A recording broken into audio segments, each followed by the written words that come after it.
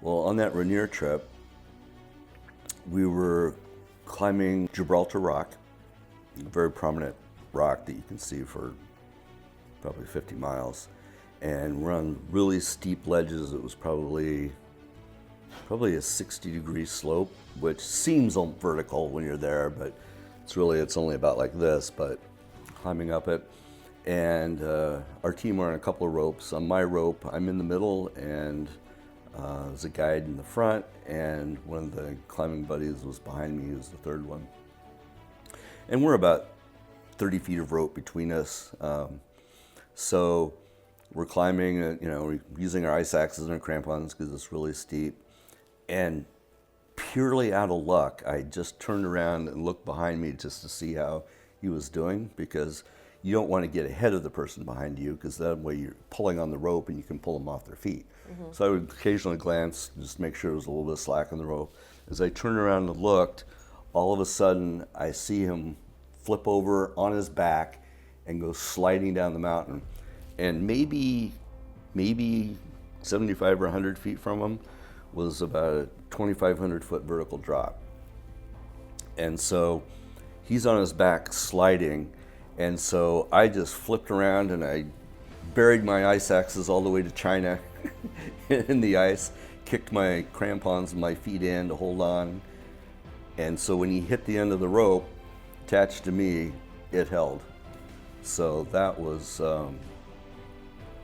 it's something you can prepare for, but you can't really think about, which is why we practice those skills on every trip. Come naturally when it happens.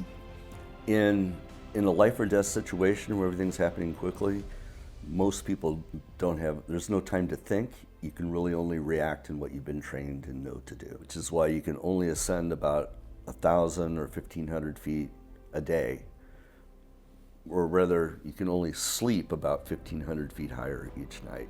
You can go up higher, but your body has to transform its blood and the number of red blood cells and adapt to the lower levels of oxygen. Mm-hmm. And your body can only adapt around 1,000, 1,500 feet a night. The longest I've ever run was a 56-mile marathon. And how I felt the days and week after that was very similar to how I feel after every mountaineering expedition. It's just, the mountaineering takes such a toll on your body that it takes me anyway up to a week before I'm feeling good again. Most of my higher altitude mountaineering has been down in the Andes, and with trips to Bolivia, Ecuador, Peru, many mountains at 20,000 feet and higher. Part of it is you get to see things that probably no other human being has seen because of the combination of weather and clouds, and the snow is different on the mountains every year. Things look different. And there's a thing called alpenglow. And I don't even know how to describe alpenglow, but the colors of the clouds during alpenglow are very close to the color of that peachish orange. And the clouds are that color. And it's just so fascinating. And you never see alpenglow at lower altitudes. It's really only at high altitude. And it's not very often. The stars can be out in the middle of the day. Because the higher you go, the darker the sky is because of less atmosphere. Like on a day like today, it's kind of a light blue sky. But if I was at, say, 17,000, 18,000 feet, it would almost be an indigo color, the sky would be.